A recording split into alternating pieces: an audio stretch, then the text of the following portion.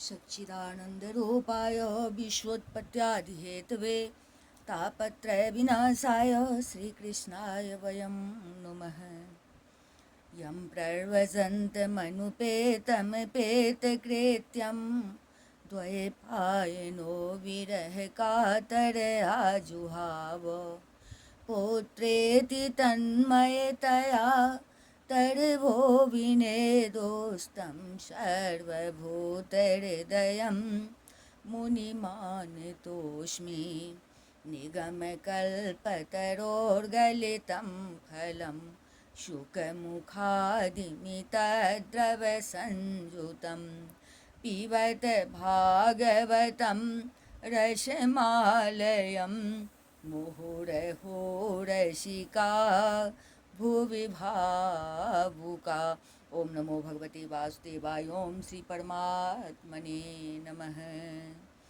इस वीडियो में सभी भक्तगणों का हार्दिक स्वागत है, हार्दिक अभिनंदन है। श्रीमद् भागवत महापुराण के 10वें स्कंध में 20वां, जिसमें कि वर्षा और शरद ऋतु का वर्णन है। श्री शुकवाच तयोस्ताद अद्भुतं कर्म दावाग्निर्मोक्षमात्मनः गोपास्त्रिभ्यः समाचक्षु प्रलम्बवधमेव च। श्री सुखदेव जी कहते हैं, परीक्षित, ग्वाल वालों ने घर पहुंचकर अपनी माँ, बहन आदि स्त्रियों से श्री कृष्ण और बलराम ने जो कुछ अद्भुत कर्म किए थे, दावानल से उनको बचाना, प्रलम्ब को मारना इत्यादि सब का वर्णन किया। गोप वृद्धाश्च गोप्यश्च तदोपाकर्ण्य विस्मिता मेनिरे देव प्रभो कृष्ण रामो ब्रजम गतो। बड़े बूढ़े गोप और गोपियां भी राम और श्याम की अलौकिक लीलाएं सुनकर विस्मित हो गई। वे सब ऐसा मानने लगे कि श्री कृष्ण और बलराम के वेश में कोई बहुत बड़े देवता ही ब्रज में पधारे हैं। ततः प्रावर्तत प्रावृत सर्वसत्व समुद्भवा विद्योतमान परिधेर विस्फोरचित नभस्थला। इसके बाद वर्षा ऋतु का शुभागमन हुआ। इस ऋतु में सभी प्रकार के प्राणियों की बढ़ती हो जाती है। उस समय सूर्य और चंद्रमा पर बार बार प्रकाशमय मंडल बैठने लगे। बादल, वायु, चमक, करक आदि से आकाश क्षुब्ध सा दिखने लगा। सांद्र नीलाम्बोर्देव्योम सविद्युतस्तन्येनुभिः अस्तज्योतिराच्छन्नं ब्रह्मेव शगुनं बभो। आकाश में नीले और घने बादल घिराते, बिजली कौंधने लगती, बार बार गड़गड़ाहट सुनाई पड़ती, सूर्य, चंद्रमा और तारे ढके रहते। इससे आकाश की ऐसी शोभा होती जैसे ब्रह्म स्वरूप होने पर भी गुणों से ढक जाने पर जीव की होती है। अष्टो मासानि पीतं यद भूम्याशोदमयं वशो स्वगोभिर्मुक्तो मारेभे पर्जन्य काल आगते। सूर्य ने राजा की तरह पृथ्वी रूप प्रजा से 8 महीने तक जल का कर ग्रहण किया था। अब समय आने पर वे अपनी किरण करों से फिर उसे बांटने लगे। तडे त्वंतो महामेघाश्चंड स्वसन वेपिता प्रीणनं जीवनं यस्य मुमुचु करुणाइव। जैसे दयालु पुरुष जब दिखते हैं कि प्रजा बहुत पीड़ित हो रही है, दुखी हो रही है, तब वे दया परवश होकर अपने जीवन प्राण तक निछावर कर देते हैं। वैसे ही बिजली की चमक से शोभायमान घनघोर बादल तेज हवा की प्रेरणा से प्राणियों के कल्याण के लिए अपने जीवन स्वरूप जल को बरसाने लगे। तपाग्रसा देव मीरा आसीद वर्षीयसी मही तथैव काम्य तपस्तस्तनुः संप्राप्य तत्फलम। जेठ आषाढ़ की गर्मी से पृथ्वी बहुत सूख गई थी। जेठ आषाढ़ की गर्मी से पृथ्वी झुलस गई थी, सूख गई थी। अब वर्षा के जल से सींचकर वह फिर हरी भरी हो गई। जैसे सकाम भाव से तपस्या करते समय पहले तो शरीर दुर्बल हो जाता है, परंतु जब उसका फल मिलता है तब हृष्ट पुष्ट हो जाता है। निशामुखे सुखद्योतास्तमसा भान्ति न ग्रहा यथा पापेन पाखंडा नहीं वेदाः कलो युगे।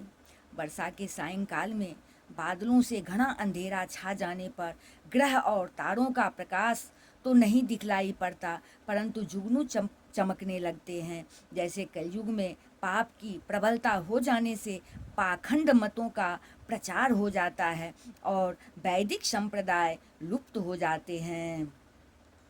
श्रुत्वा पर्जन्यनीनदं मण्डूकाभ्यसिजन् गिरः तूष्णीं शयाना प्राग यद्वद् ब्राह्मणान्यमात्यये।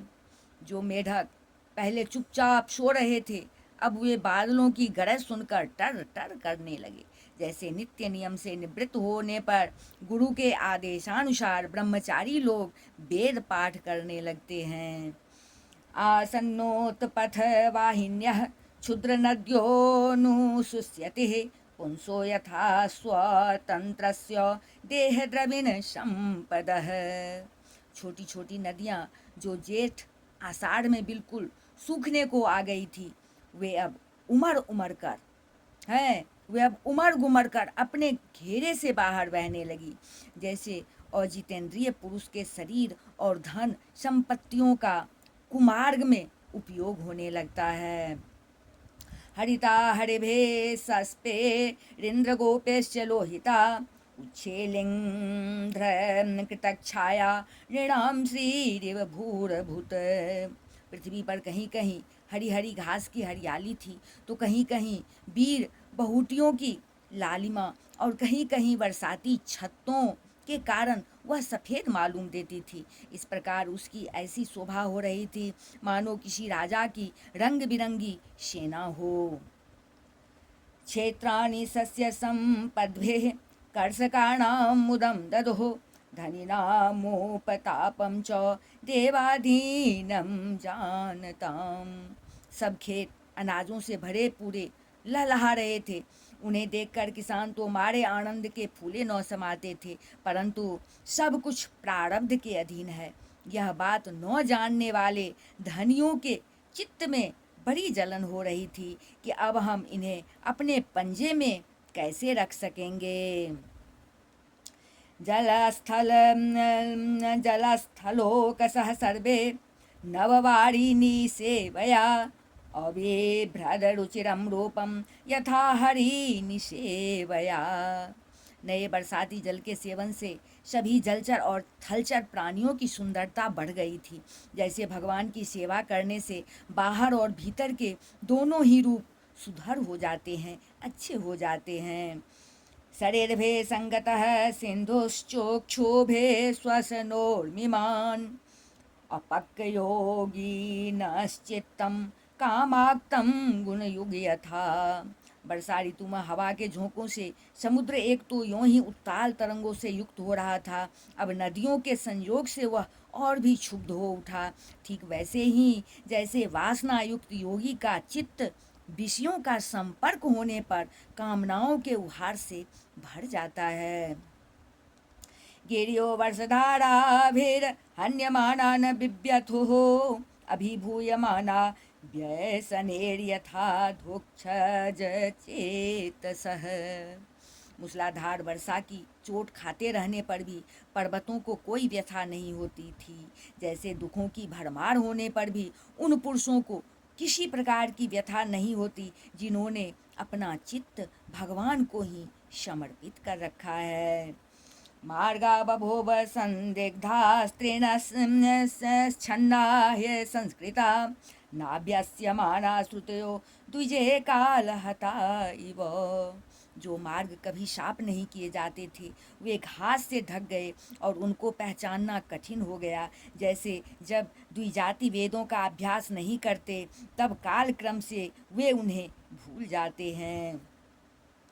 लोग बंधुषु मेघेषु विद्युश्चल सौहृदा शीर्थयं न चक्रुः कामिन्यः पुरुषेषु गुणेष्विव।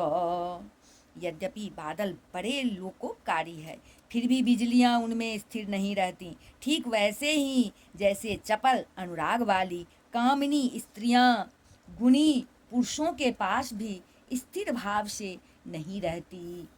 धनुर्वियति माहेन्द्रं निर्गुणं च गुणन्यभात् व्यक्ते गुण व्यतिकरे गुणवान पुरुषो यथा। आकाश मेघों के गर्जन तर्जन से भर रहा था। उसमें निर्गुण इंद्रधनुष की वैसी ही शोभा हुई जैसी सत्व रज आदि गुणों के क्षोभ से होने वाले विश्व के बखेरे में निर्गुण ब्रह्म की होती है। नौरराजोडुपश्छन्नः स्वज्योतिष्नाराजितेर्घने अहं मत्याभासितया स्वभाषा पुरुषो यथा। यद्यपि चंद्रमा की उज्ज्वल चांदनी से बादलों का पता चलता था, फिर भी उन बादलों ने ही चंद्रमा को ढककर शोभाहीन भी बना दिया था।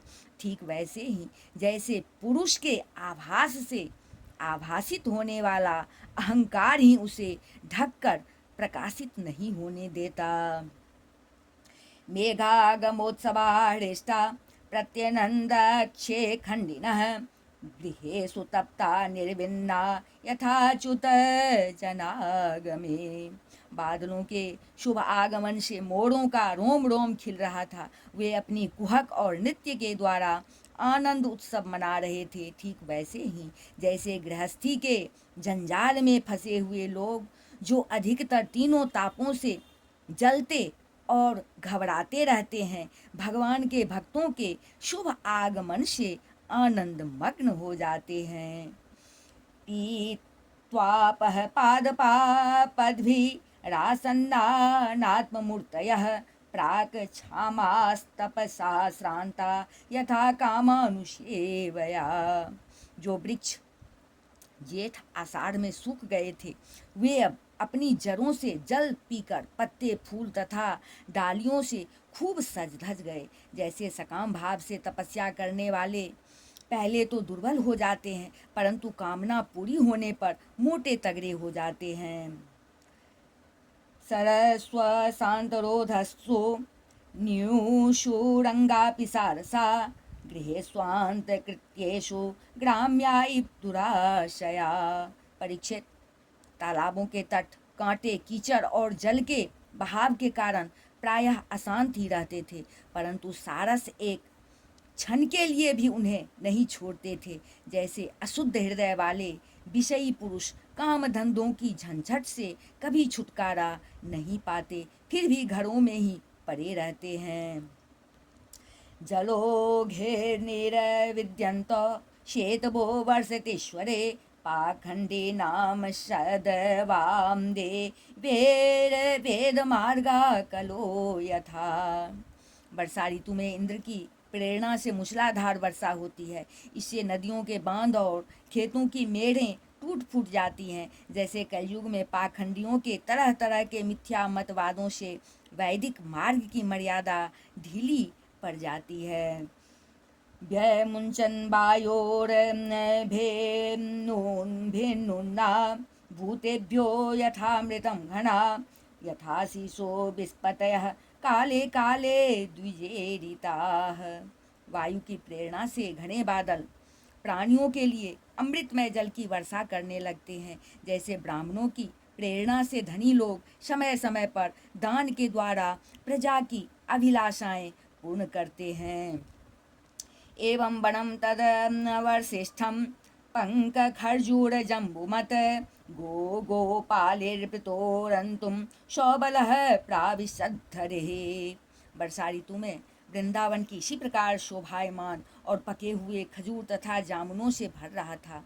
उसी वन में विहार करने के लिए श्याम और बलराम ने ग्वाल वाल और गौओं के साथ प्रवेश किया। धेनवो मंदगामिन्य उधो भारेण भूयसा ययोर भगवता हूता द्रुतं प्रत्यास्नुतस्ततस्तनिः। गौएं अपने थनों के भारी भार के कारण बहुत ही धीरे धीरे चल रही थी। जब भगवान श्री कृष्ण उनका नाम लेकर पुकारते तब वे प्रेम परवश होकर जल्दी जल्दी दौड़ने लगती और उस समय उनके थनों से दूध की धारा गिरती जाती थी। बनोकस प्रमुदिता बनराजीर मधुच्युतः जलधारा गिरे नादा नासन्नाद दृशे गुहा। भगवान ने देखा कि बनवासी भील और भीलनियाँ आनंद मग्न हैं। वृक्षों की पंक्तियाँ मधुधारा उड़ेल रही है। पर्वतों से झरझर करते हुए झरने झर रहे हैं। उनकी आवाज़ बड़ी सुरीली जान पड़ती है और साथ ही वर्षा होने पर छिपने के लिए बहुत सी गुफाएं भी हैं। वज्र वनस्पति क्रोडे गुहायां चाभिवर्षते निर्विश्य भगवान रेमे कंदमूल फलाशनः।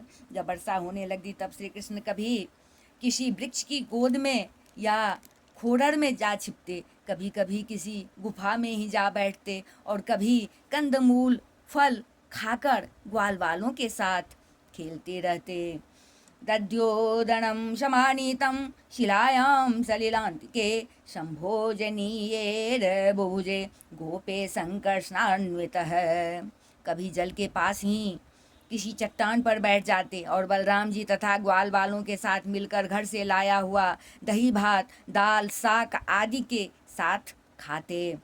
साध बलोपरि संवेश्य चर्वतो मिलिते क्षणान् तृप्तान् वृषान् वत्सतरान् गास्यशोधोम भरश्रमाः।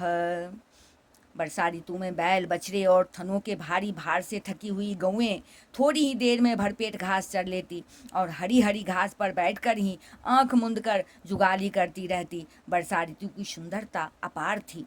वह सभी प्राणियों को सुख पहुंचा रही थी। इसमें संदेह नहीं कि वह ऋतु गाय बैल बछड़े प्रावृतश्रियं च तां वीक्ष्य सर्वभूतमुदा वहां भगवान् पूजयांश्चक्रे आत्मशक्त्युपबृंहिताम्। इसमें संदेह नहीं कि वह ऋतु गाय बैल बछड़े सब के सब भगवान की लीला के ही विलास थे। फिर भी उन्हें देखकर भगवान बहुत प्रसन्न होते और बार बार उनकी प्रशंसा करते। एवं निविशतो तस्मिन् राम के सवयोर्ब्रजे सरत संभवत व्यभ्रा स्वच्छाम्ब परुषा नीला। इस प्रकार श्याम और बलराम बड़े आनंद से ब्रज में निवास कर रहे थे। इसी समय वर्षा बीतने पर शरद ऋतु का आगमन हुआ। शरद ऋतु आ गई।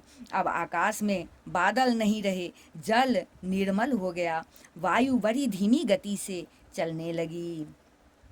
सरदा निर्जोत्पत्त्या नीरानी प्रकृतं प्रकृतिं ययुः भ्रष्टानामिव चेतांसि पुनर्योगनी सेवया। शरद ऋतु में कमलों की उत्पत्ति से जलाशयों के जल ने अपनी सहज स्वच्छता प्राप्त कर ली। ठीक वैसे ही जैसे योग भ्रष्ट पुरुषों का चित्त फिर से योग का सेवन करने से निर्मल हो जाता है। व्योम्नोब्धं भूतसावल्यं बुभः पंकं पामलं सरज्जहाराश्रमिणां कृष्णे भक्तिर्यथा शुभम। शरद ऋतु ने आकाश के बादल वर्षा काल के बढ़े हुए जीव पृथ्वी की कीचड़ और जल के मटमैलेपन को नष्ट कर दिया। जैसे भगवान की भक्ति ब्रह्मचारी गृहस्थ वानप्रस्थ और सन्यासियों के सब प्रकार के कष्टों और अशुभों का झटपट नाश कर देती है। सर्वस्वं जलदाहित्वा विरेजुः शुभ्रवर्चसः यथा त्यक्ते सना शांता मुनियो मुक्त किल्बिषाः। बादल अपने सर्वस्व जल का दान करके उज्ज्वल कांति से सुशोभित होने लगे। ठीक वैसे ही जैसे लोक परलोक स्त्री पुत्र और धन संपत्ति संबंधी चिंता और कामनाओं का परित्याग कर देने पर संसार के बंधन से छूटे हुए परम शांत सन्यासी शोभायमान होते हैं। गिरियो मुमुचुस्तोयम क्वचिन्न मुमुचु शिवम यथा ज्ञानामृतम काले ज्ञानिनो ददते नवा। अब पर्वतों से कहीं कहीं झरने झरते थे और कहीं कहीं वे अपने कल्याणकारी जल को नहीं भी बहाते थे। जैसे ज्ञानी पुरुष समय पर अपने अमृतमय ज्ञान का दान किसी अधिकारी को कर देते हैं और किसी किसी को नहीं भी करते हैं। नेवाविदंशीयमाणं जलं गादजले चरा यथायोरानवहं क्षय्यं नरा मूढ़ा कुटुम्बिनः। छोटे छोटे गड्ढों में भरे हुए जल के जलचर यह नहीं जानते कि इस गड्ढे का जल दिन पर दिन सूखता जा रहा है। जैसे कुटुंब के भरण पोषण में भूले हुए मूढ़ यह नहीं जानते हैं, कुटुंब के भरण पोषण में भूले हुए मूढ़ व्यक्ति यह नहीं जानते कि हमारी आयु क्षण क्षण छीन हो रही है। गाधवारी चरास्ताप विंद क्षर कर्द दर्कजम यथा दरिद्र कृपणः कुटुंब्य वेजितेन्द्रियः। थोड़े जल में रहने वाले प्राणियों को शरदकालीन सूर्य की प्रखर किरणों से बड़ी पीड़ा होने लगी। जैसे अपनी इंद्रियों के वश में रहने वाले कृपण एवं दरिद्र कुटुंबी को तरह तरह के ताप सताते ही रहते हैं। सनेर सनेर जहु पंकम स्थलान्ययामं च विरुधः यथाहं ममतां धेरा शरीरादेश्वनात्मशो। पृथ्वी धीरे धीरे अपना कीचड़ छोड़ने लगी और घास पात धीरे धीरे अपनी कचाई छोड़ने लगे। ठीक वैसे ही जैसे विवेक संपन्न साधक धीरे धीरे शरीर आदि अनात्म पदार्थों में से यह मैं हूँ और यह मेरा है, यह अहमता और ममता छोड़ देते हैं। निश्चलाम्भोरम्भोतुष्णीं समुद्रः सरदागमे आत्मन्योपरते सम्यंग मुनिर्व्योपरतागमः। शरद ऋतु में समुद्र का जल स्थिर, गंभीर और शांत हो गया। जैसे मन के निसंकल्प हो जाने पर आत्माराम पुरुष कर्मकांड का झमेला छोड़कर शांत हो जाता है। केदारेभ्यस्त्वपो गृहवन् कृषका दृढ़ सेतुभे यथा प्राणे स्वस्त्रवज ज्ञानम तन्निरोधेन योगिनः। किसान खेतों की मेड़ मजबूत करके जल का बहना रोकने लगे। जैसे योगी जन अपनी इंद्रियों को विषयों की ओर जाने से रोककर प्रत्याहार करके उनके द्वारा छीन होते हुए ज्ञान की रक्षा करते हैं। शरदकान् सुजांस्तापान् भूतानामोडुपो हरत देहाभिमानजं बोधो मुकुंदो व्रजयोषिताम्। शरद ऋतु में दिन के समय बड़ी कड़ी धूप होती, लोगों को बहुत कष्ट होता, परंतु चंद्रमा रात्रि के समय लोगों का सारा संताप वैसे ही हर लेते जैसे देह अभिमान से होने वाले दुख को ज्ञान और भगवत भक्ति हैं। जैसे देहाभिमान से होने वाले दुख को ज्ञान और भगवत विरह से होने वाले गोपियों के दुख को श्री कृष्ण नष्ट कर देते हैं। खम शोभत निर्मेघम शरद विमल तारकम सत्ययुक्तम यथा चित्तम शब्द ब्रह्मार्थ दर्शनम। जैसे वेदों के अर्थ को स्पष्ट रूप से जानने वाला सत्वगुणी चित्त अत्यंत शोभायमान होता है, वैसे ही शरद ऋतु में रात के समय मेघों से रहित निर्मल आकाश तारों की ज्योति से जगमगाने लगा। अखंड मंडलो व्योमनि रराजोडुगणे शशि यथा यदुपति कृष्णो वृष्णि चक्रावृतो भुवि।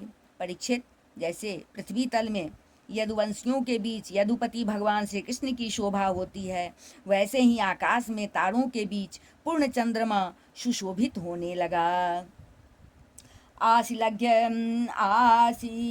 आशिलस्य समशीतोष्णं प्रसूनवनमारुतं जनास्तापं जहुर्गोप्यो न कृष्णहृतचेतसः। अब फूलों से लदे हुए वृक्ष और लताओं में होकर बड़ी ही सुंदर वायु बहती। वह न अधिक ठंडी होती और न अधिक गर्म। उस वायु के स्पर्श से सब लोगों की जलन तो मिट जाती, परंतु गोपियों की जलन और भी बढ़ जाती, क्योंकि उनका चित्त उनके हाथ में नहीं था। श्री कृष्ण ने उसे चुरा लिया था। गावो मृगा खगा नार्यः पुष्पिन्यः शरदा भवन् अन्वीयमाना स्ववृषे फलेरी सक्रिया इव।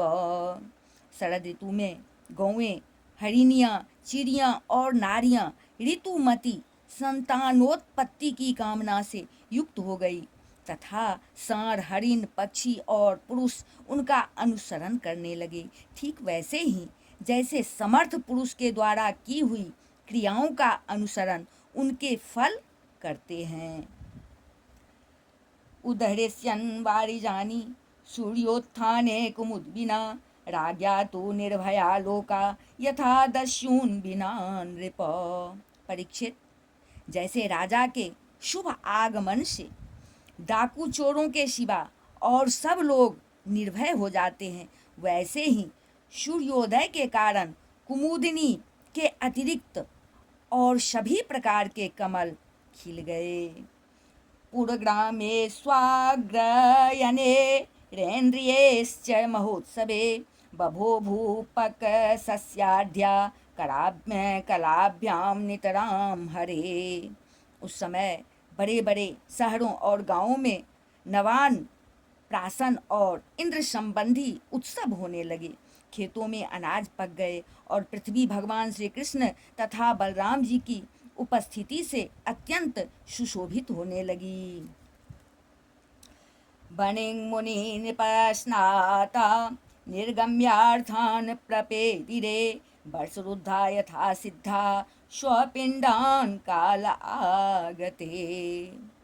साधना करके सिद्ध हुए पुरुष जैसे समय आने पर अपने देव आदि शरीरों को प्राप्त होते हैं, वैसे ही वैश्य, सन्यासी, राजा और स्नातक जो वर्षा के कारण एक स्थान पर रुके हुए थे, वहाँ से चलकर अपने अपने अभिष्ट काम काज में लग गए। इति श्रीमद्भागवते महापुराणे पारमहंस्यां संहितायां दशम स्कंधे पूर्वार्धे प्रावृत शरदवर्णन नाम विंशतितमोऽध्यायः। बोल वृंदावन बिहारी लाल की जय, राजा रामचंद्र की जय, अम्बा जनकनंदनी की जय, भास्कर भगवान की जय, बजरंगबली की जय, उमापति महादेव की जय, श्रीमद्भागवत महापुराण की जय। बोलिए सब संतन की जय। जय जय श्री राधे।